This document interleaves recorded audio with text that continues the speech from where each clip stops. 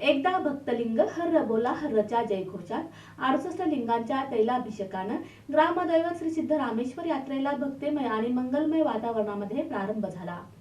ग्रामदेवत सिद्धरामेश्वर यात्रा हा सोलापूरचा सांस्कृतिक आणि धार्मिक ठेवा मानला जातो। या यात्रेला 900 वर्षांची परंपरा आहे। या यात्रेत सोलापूर, आंध्र, तेलंगणा, कर्नाटक येथून अनेक भाविक आणि भक्त धार्मिक विधीत सहभागी होतात। या यात्रेदरम्यान तैलाभिषेक, अक्षता सोहळा, होम प्रदीपन, शोभेचं दारूकाम आदींना अनन्यसाधारण महत्त्व असून कप्पड कळीनं यात्रेतील धार्मिक विधींची सांगता होत असते।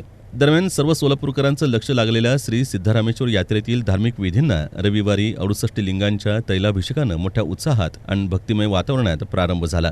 तैलाभिषेक सोहळ्यासाठी मानाच्या 7ही नंदी ध्वजांचं सकाळी हिरेहब्बू वाडा इथून प्रस्थान झालं।